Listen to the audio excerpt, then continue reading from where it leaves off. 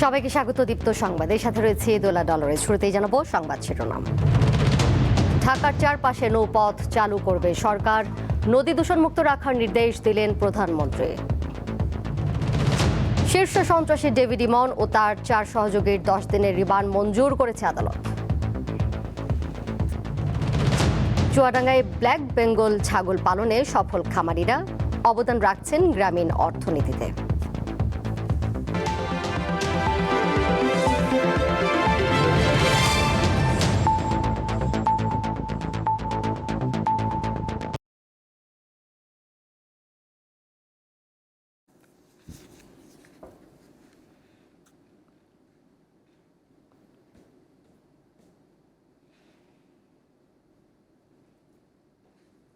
নৌপথ দূষণমুক্ত করে ব্যবহার উপযোগী করার নির্দেশ দিয়েছেন প্রধানমন্ত্রী তারেক রহমান। সকালে সচিবালয়ে নৌপথ উন্নয়ন সংক্রান্ত সভায় নির্দেশ দেন তিনি। পরে সড়ক, নৌ ও রেলমন্ত্রী শেখ রবিউল আলম জানান, ঢাকার চারপাশের বুড়িগঙ্গা, তুরাগ, বালু ও শীতলক্ষ্যা নদীতে বৃত্তাকার নৌপথ চালুর বিষয়ে সরকার কাজ করছে। এই নৌপথে আওয়ামী লীগ সরকারের আমলে 10 বছরে 57 কোটি টাকা ক্ষতি হয়েছে। এবার সেটি পর্যালোচনা করে প্রকল্প নেওয়া হবে। সরকার ঢাকার চারপাশে 110 কিলোমিটার নৌপথে ওয়াটার বাস চালুর পরিকল্পনা করছে বলে জানান নৌমন্ত্রী।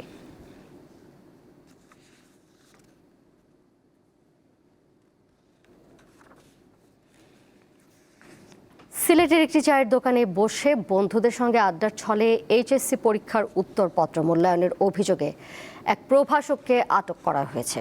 এ সময় প্রায় 400 খাতা জব্দ করেছে সিলেট মাধ্যমিক ও উচ্চ মাধ্যমিক শিক্ষা বোর্ড কর্তৃপক্ষ। শনিবার রাত 11:30টার দিকে শাহজালাল বিজ্ঞান ও প্রযুক্তি বিশ্ববিদ্যালয়ের প্রধান ফটক সংলগ্ন একটি চায়ের দোকানে এই ঘটনা ঘটে। সিলেট শিক্ষা বোর্ডের পরীক্ষা নিয়ন্ত্রক অধ্যাপক বিলকিস ইয়াসমিন ঘটনাস্থলে উপস্থিত থেকে খাতাগুলো জব্দ করেন। অনিয়মে জড়িত ওই শিক্ষকের নাম ইকবাল হোসেন সোহান। তিনি সিলেট মেট্রো সিটি ও ওমেন্স কলেজের প্রভাষক এবং শাহজালাল বিজ্ঞান ও প্রযুক্তি বিশ্ববিদ্যালয়ের বাংলা বিভাগের 2017-18 শিক্ষাবর্ষের প্রাক্তন ছাত্র। হবিগঞ্জে এনসিপির কেন্দ্রীয় নেতাদের গাড়িবহরে হামলার অভিযোগে দায়ের করা মামলায় ছাত্রদলের 11 নেতাকর্মীকে জামিন দিয়েছে আদালত। দুপুরে জেলা ছাত্রদলের সভাপতি শাহ রাজীব আহমেদ রিঙ্গন সহ 11 জন আদালতে আত্মসমর্পণ করেন। পরে হবিগঞ্জের চিফ জুডিশিয়াল ম্যাজিস্ট্রেট আদালতে তাদের জামিনের আবেদন করা হয়। শুনানি শেষে আদালত তাদের জামিন মঞ্জুর করেন। গত 28 জুলাই জাতীয় নাগরিক পার্টির গাড়িবহরে হামলার ঘটনায় সার্জিস আলম সহ দলের বেশ কয়েকজন নেতাকর্মী আহত হন। পরদিন 29 জুলাই যুবশক্তির আহ্বায়ক তন্ময় তাহের রুয়েল বাদী হয়ে হবিগঞ্জ সদর থানায় ছাত্রদলের 11 নেতাকর্মীর নাম উল্লেখ করে এবং অজ্ঞাত 100 জনের বিরুদ্ধে এই মামলাটি করেন।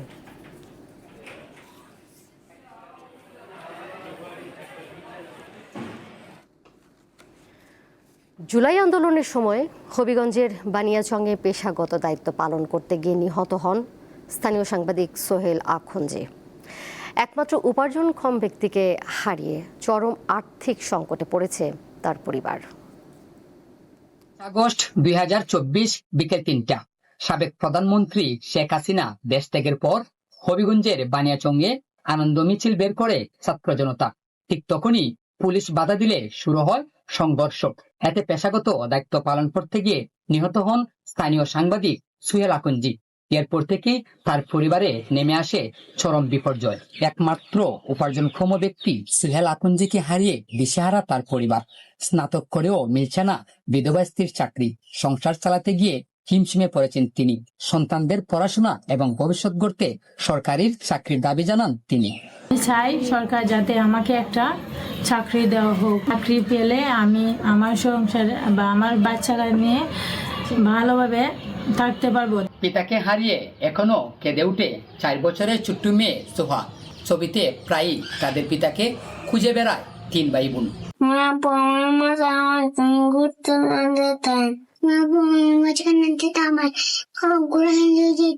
সাংবাদিক কল্যাণ ট্রাস্টের মাধ্যমে আর্থিক সহযোগিতার পাশাপাশি পরিবারটির পাশে রয়েছে বলে জানিয়েছে প্রশাসন।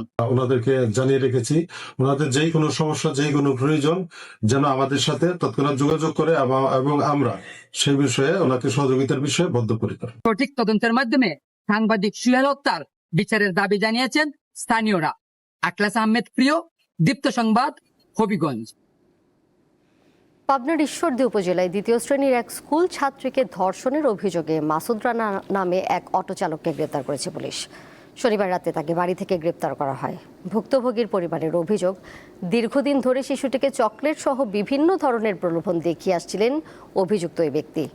পরে গত শুক্রবার বাড়িতে একা পেয়ে শিশুটিকে ধর্ষণ করেন তিনি। পরে শিশুর পরিবারের সদস্যরা থানায় অভিযোগ দায়ের করেন। এক পর্যায়ে অভিযান চালিয়ে অভিযুক্ত মাসুদ রানাকে গ্রেপ্তার করে পুলিশ। আজ সকালে তাকে আদালতের মাধ্যমে কারাগারে পাঠানো হয়।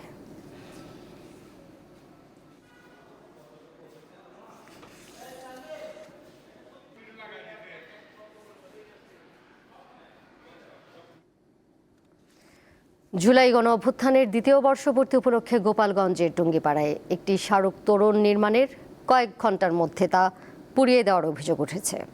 শনিবার বিকেলে টুঙ্গিপাড়ায় শেখ মুজিবুর রহমানের সমাধিসৌধের ১ নম্বর গেটের দক্ষিণ পাশে কিছুটা দূরে তোরণটি নির্মাণ করা হয়।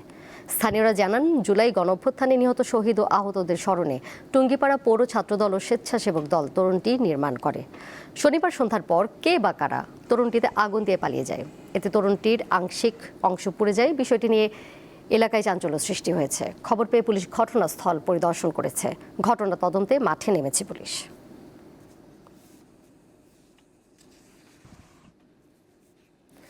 স্বরাষ্ট্রমন্ত্রী সালাউদ্দিন আহমদ বলেছেন, বিশেষ দল বা গোষ্ঠীর লাঠিয়াল বাহিনী হিসেবে পুলিশ কাজ করবে না।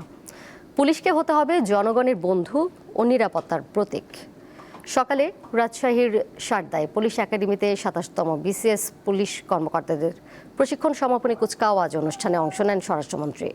এই সময় তিনি সাম্প্রতিক সময় দেশের বিভিন্ন স্থানে পরিত্যক্ত ব্যাগকে কেন্দ্র করে সৃষ্ট কথিত বোমা আতঙ্ক নিয়ে উদ্বিগ্ন না হওয়ার আহ্বান জানান। বলেন, আইন শৃঙ্খলা বাহিনী সর্বোচ্চ সতর্ক অবস্থানে রয়েছে এবং জনগণের নিরাপত্তা নিশ্চিত করতে প্রয়োজনীয় সব ব্যবস্থা নেওয়া হয়েছে।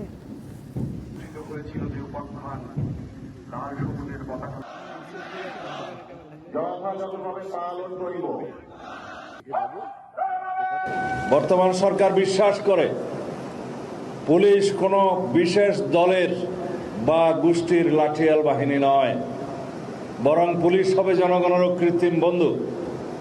আমাদের নির্বাচনী ইশতেহারে আমরা দায়িত্বহীনভাবে ঘোষণা করেছি জননিরাপত্তা নিশ্চিত করা এবং পুলিশ বাহিনীকে দলীয় প্রভাবমুক্ত করে একটি আধুনিক, সেবাধর্মী ও মানবিক সংস্থায় রূপান্তর করাই আমাদের মূল লক্ষ্য। যাচ্ছি পরের প্রসঙ্গে। বর্ষায় নদীমাতৃক বাংলাদেশের বিভিন্ন অঞ্চলে প্রাণ ফিরে পায় নৌকার হাট, তেমনি একটি শরীয়তপুরের বুড়ির হাট। প্রতি মঙ্গলবার যেখানে নৌকা কেনা বেচা করতে ভিড় করেন আশপাশের এলাকার মানুষ।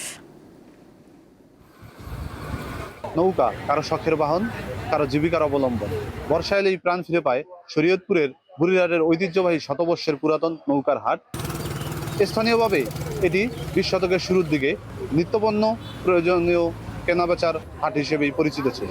পরে স্থানীয় কাঠমিস্ত্রিরা দু একজন নৌকা তৈরি করে বিক্রি করতেন হাটে। এরপর থেকেই এটি নৌকা তৈরি কেনাবেচার হাট হিসেবে পরিচিত পায়। প্রত্যেক মঙ্গলবারে এখানে ৫০ থেকে ৬০টি নৌকা বিক্রি হয়, যা ক্রয় এবং বিক্রয় করতে এখানে ভিড় করেন স্থানীয় এবং দূর দূরান্ত থেকে আসা ক্রেতা বিক্রেতারা। নৌকা তৈরির জন্য প্রয়োজনীয় কাঁচামালের সংকট এবং অন্যান্য আসবাবপত্রের দাম বৃদ্ধির ফলে এই পেশা কিন্তু ছেড়ে যাচ্ছেন অনেক নৌকা তৈরির কারিগররা। বিভিন্ন ধরনের সমস্যার কারণে আমাদের হাটটা এখন দিন দিন মাইল খিতেছে। আর যে আমাকে নৌকা কোঠা পেশা কিনে, এই পেশা কিনে একটু তেমন একটা হইতেছে না। কারণ রোড গার্ড হয়ে গেছে, পানি কাজে কম হয়, এলাকার সবার নৌকা কোষার দরকার পড়ে না, এলাকা চাহিদাটা কম। কোষা মনে করেন আগের মতো আগে যে চাহিদাগুলো ছিল, বিভিন্ন কারণবশত মিস্ত্রিরও বানায় ব্যস্ত করতে পারে না, আর রাস্তাঘাট কিছু অর্থে কোষার তেমন একটা চাহিদা নাই। বর্ষা এলেই প্রাণ ফিরে পায় বুড়িরহাটের এই ঐতিহ্যবাহী নৌকার হাট। কেউ বা আসেন প্রয়োজনের তাগিদে, কেউ বা বাংলার ঐতিহ্য নৌকাকে দেখতে ভিড় করেন। সালাউদ্দিন রূপম, দীপ্ত সংবাদ, শরীয়তপুর। এবার কেওয়াই স্টিল চট্টগ্রাম সংবাদ।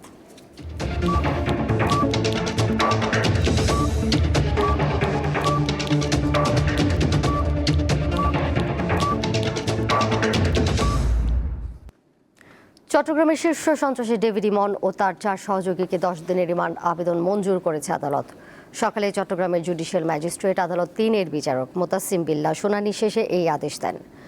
5 আসামিকে ফটিকছড়ির 2টি হত্যা ও অস্ত্র মামলায় 5 দিন করে মোট 10 দিন রিমান্ড মঞ্জুর করে আদালত।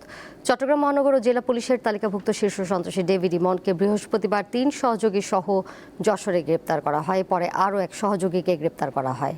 ইমনের বিরুদ্ধে হত্যা ও চাঁদাবাজি সহ 1 ডজনেরও বেশি মামলা রয়েছে বলে জানিয়েছে পুলিশ।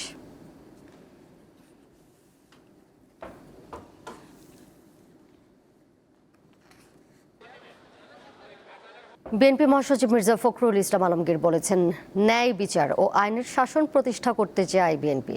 রবিবার দুপুরে ঠাকুরগাঁও জেলা আইনজীবী সমিতির সংবর্ধনা অনুষ্ঠানে মির্জা ফখরুল বলেন, দীর্ঘ লড়াই সংগ্রামের পর ফ্যাসিস্ট শাসন ব্যবস্থা থেকে বেরিয়েছে দেশের মানুষ। আগামীতে নতুন একটা সম্ভাবনা সৃষ্টি হয়েছে, তা হলো গণতান্ত্রিক ব্যবস্থাকে সুদৃঢ় করা। ন্যায় বিচারের জন্য প্রভাবমুক্ত বিচার বিভাগ গড়ে তোলার উপর গুরুত্ব দেন তিনি। মির্জা ফখরুল বলেন, দক্ষ প্রশাসন গড়ে তুলতে সক্ষম হলে রাষ্ট্র উপকৃত হবে।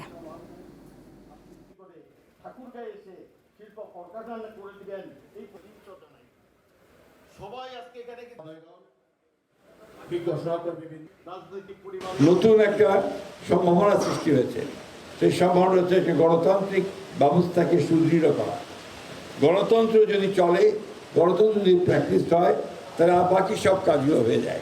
আগামী দিনগুলোতে আমরা যেটাতে আমরা প্রতিশ্রুতিবদ্ধ, যে আমরা ন্যায় বিচার প্রতিষ্ঠিত করতে চাই, আমরা আইনের শাসন প্রতিষ্ঠা করতে চাই এবং সমাজে ইনসাফ প্রতিষ্ঠা করতে চাই। চুয়াডাঙ্গার ব্ল্যাক বেঙ্গল ছাগল অত্যন্ত সুস্বাদু ও কম চর্বিযুক্ত মাংস এবং উন্নত মানের চামড়ার কারণে এটি দেশ বিদেশে পরিচিত। ঐতিহ্যবাহী এই ছাগল প্রাণী সম্পদ পণ্য জিআই বা ভৌগোলিক নির্দেশক পণ্যের স্বীকৃতি পেয়েছে। গ্রামীণ অর্থনীতিতে এটি নীরব বিপ্লব ঘটাচ্ছে। চুয়াডাঙ্গার ব্ল্যাক বেঙ্গল গট অর্থাৎ কালো জাতের ছাগল সারা পৃথিবীতেই বিখ্যাত। ব্ল্যাক বেঙ্গল জাতের যে ছাগল, সেই ছাগলকে আসলে সব থেকে বিখ্যাত এবং সেরা জাতের ছাগল হিসাবে আসলে মূল্যায়ন করা হয়। চুয়াডাঙ্গাতে বলতে গেলে প্রায় 70% মানুষই এই ব্ল্যাক বেঙ্গল গট অর্থাৎ কালো জাতের ছাগল পালন করে থাকে। এর পালন প্রক্রিয়া খুব সহজ হওয়াতেই মূলত আসলে এই প্রতিটি ঘরে ঘরেই এই ছাগল পালন হয়ে থাকে। ওদের জন্য যে বরাদ্দকৃত দানাদার খাবার, সেটা কিন্তু আমরা দিনে 3 বেলা ভাগ করে ভিন্ন ভিন্ন সময়ে এদেরকে সরবরাহ করছি। ঘাসের একটা অংশ কিন্তু আমরা কেটে এনে তাদের খাবারের পাত্র দিয়ে খাওয়াচ্ছি, আর একটা অংশ আমরা কিন্তু তাদেরকে চারণভূমিতে দিচ্ছি। চারণভূমিতে দেওয়ার ফলে এদের যে শরীরের যে গঠন, তাদের স্বাস্থ্য ব্যবস্থাপনাটা ভালো থাকতে, প্লাস হচ্ছে তাদের যে প্রজনন স্বাস্থ্য, সেই প্রজনন স্বাস্থ্যটাও কিন্তু এই চারণভূমিতে দেওয়ার ফলে ইমপ্রুভ করে। 2017 সালে চুয়াডাঙ্গা জেলার ব্র্যান্ডিং হিসাবে এই ব্ল্যাক বেঙ্গলকেই আসলে করা হয়। ব্ল্যাক বেঙ্গল গট তার নিজস্ব বৈশিষ্ট্যের কারণেই মূলত সারা পৃথিবীতেই বিখ্যাত।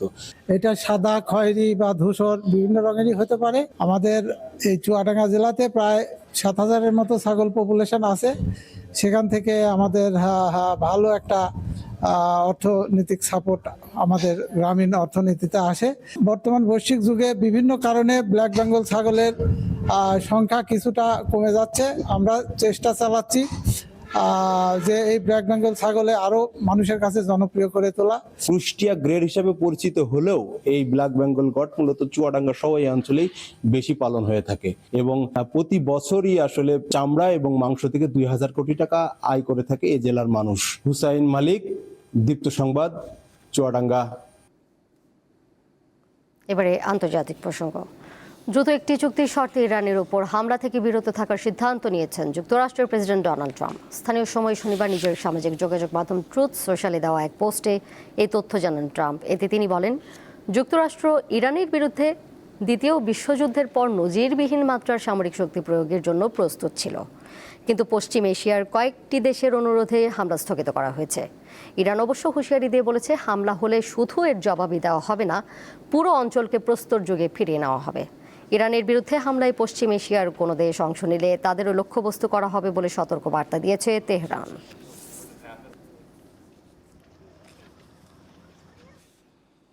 গাজা উপত্যকায় ইসরায়েলি বাহিনীর হামলায় অন্তত 8 ফিলিস্তিনি নিহত হয়েছেন। ধ্বংস করে দেওয়া হয়েছে একটি ওষুধের গুদাম।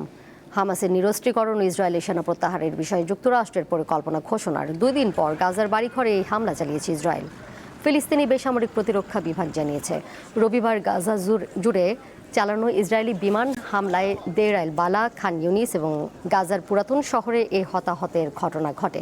শনিবার রাতে চালানো পৃথক হামলায় দের আল বালাহের আল আকসা মসজিদ হাসপাতালের পাশে থাকা একটি ওষুধের গুদাম ধ্বংস হয়ে গেছে। এতে ওই অঞ্চলের মানুষের জন্য জীবন রক্ষাকারী ঔষধ ছিল বলে জানিয়েছেন স্বাস্থ্য কর্মকর্তারা।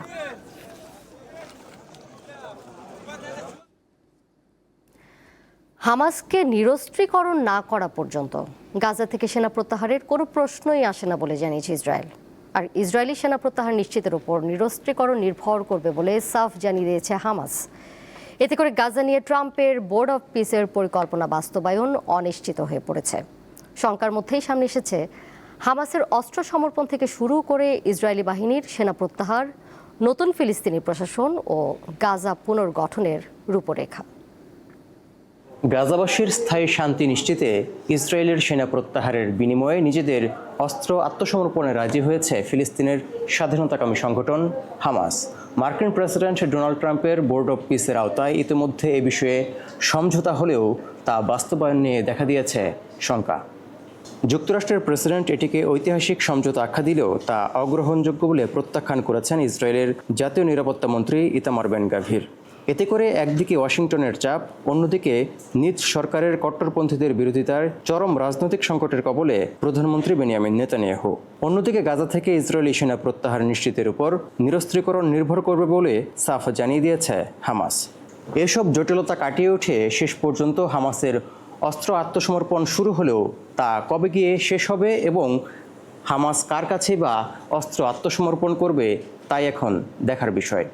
বোর্ড অব পিসের তথ্য বলছে নতুন ফিলিস্তিনি প্রশাসনের কাছে অস্ত্র আত্মসমর্পণ করবে হামাস। এমনকি ধাপে ধাপে চলবে ইসরায়েলি সেনা প্রত্যাহার এবং গাজায় থাকা ইসরায়েলি সমর্থিত মিলিশিয়া ও বিভিন্ন সশস্ত্র গোষ্ঠীও তাদের অস্ত্র জমা দেবে। এই প্রক্রিয়া শেষ হতে 200 থেকে 350 দিন পর্যন্ত সময় লাগতে পারে বলে জানিয়েছে বোর্ড অব পিস। সব জটিলতা কাটিয়ে উঠে শেষ পর্যন্ত যদি হামাসের নিরস্ত্রীকরণ এবং ইসরায়েলের সেনা প্রত্যাহার নিশ্চিত হয় তাহলে শেষ পর্যন্ত গাজার শাসনভার কার হাতে যাবে তাই এখন বড় প্রশ্ন। এক্ষেত্রে দেখা গেছে গাজা উপত্যকা পরিচালনায় national community for the administration of Gaza বা এনসিএজি নামে বেসামরিক প্রশাসন গঠন করা হবে। হামাসকে অকার্যকর করার মধ্য দিয়ে নতুন প্রশাসন গাজার নিরাপত্তা কিভাবে নিশ্চিত করবে তা নিয়েও জনমনে প্রশ্ন দেখা দিয়েছে। বোর্ড অব পিসের রূপরেখা অনুযায়ী নতুন প্রশাসন প্রয়োজন অনুযায়ী নতুন কর্মী নিয়োগ দেবে আর নিরাপত্তা নিশ্চিতে কাজ করবে বিভিন্ন দেশের সদস্য নিয়ে গঠিত ইন্টারন্যাশনাল স্টেবিলাইজেশন ফোর্স বা আইএসএফ। এছাড়া গাজার নতুন পুলিশ সদস্যদের প্রশিক্ষণেও কাজ করবে বহুজাতিক এই বাহিনীটি। আর ইসরায়েলে আগ্রাসনে ধ্বংসস্তূপে পরিণত হওয়া গাজা উপত্যকা পুনর্গঠন পরিকল্পনাও রয়েছে বোর্ড অব পিসের রূপরেখায়। এখানেই শেষ না, হামাস সহ গাজার বিভিন্ন সশস্ত্র গোষ্ঠী তাদের অস্ত্র আত্মসমর্পণের পরও নতুন করে সংঘাত সহিংসতা মাথাচাড়া দিয়ে ওঠার ঝুঁকিও বিবেচনায় রাখা হয়েছে।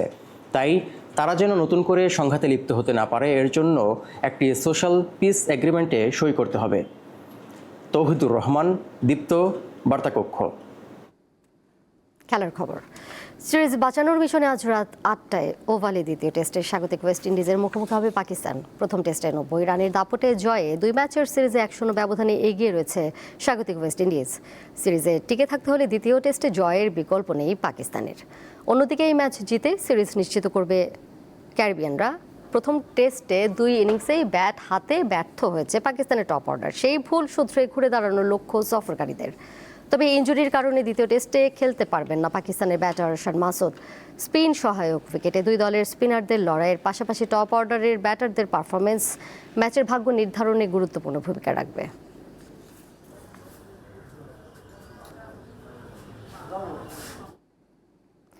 মেজর লিগ সকারে ঘরের মাঠে কলম্বাস ক্রুর সঙ্গে 2-2 গোলে ড্র করেছে ইন্টার মায়ামি। বিশ্বকাপ ফাইনালের পর ইন্টার মায়ামির জার্সিতে মাঠে নামেন লিওনেল মেসি। তবে ফেরার ম্যাচে সমর্থকদের জয় উপহার দিতে পারেননি ইন্টার মায়ামি অধিনায়ক। ঘরের মাঠে কলম্বাস ক্রুর সঙ্গে 2-2 গোলে ড্র করেছে তার দল। এই ড্রয়ে ইন্টার মায়ামির টানা 6 ম্যাচে জয়ের ধারা থেমেছে। তবে পয়েন্ট তালিকায় এখনও দ্বিতীয় স্থান ধরে রেখেছে মায়ামি। শীর্ষে থাকা ন্যাশভিলও নিজেদের ম্যাচে ড্র করায় মায়ামি তাদের চেয়ে 2 পয়েন্টই পিছিয়ে আছে। মেসির সঙ্গে আর্জেন্টিনার আরেক তারকা রদ্রিগো দি পলও বিশ্বকাপের পর মাঠে ফিরেছেন। এই সাথে শেষ করব দীপ্ত সংবাদ। যাবার আগে শিরোনামগুলো জানিয়ে দিব আরও একবার। ঢাকার চারপাশে নৌপথ চালু করবে সরকার, নদী দূষণমুক্ত রাখার নির্দেশ দিলেন প্রধানমন্ত্রী। শীর্ষ সন্ত্রাসী ডেভিড ইমন ও তার 4 সহযোগীর 10 দিনের রিমান্ড মঞ্জুর করেছে আদালত। চুয়াডাঙ্গায় ব্ল্যাক বেঙ্গল ছাগল পালনে সফল খামারিরা অবদান রাখছেন গ্রামীণ অর্থনীতিতে।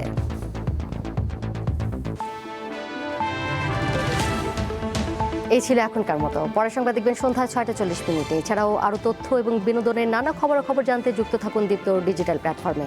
সবাইকে ধন্যবাদ এতক্ষণ সাথে থাকার জন্য।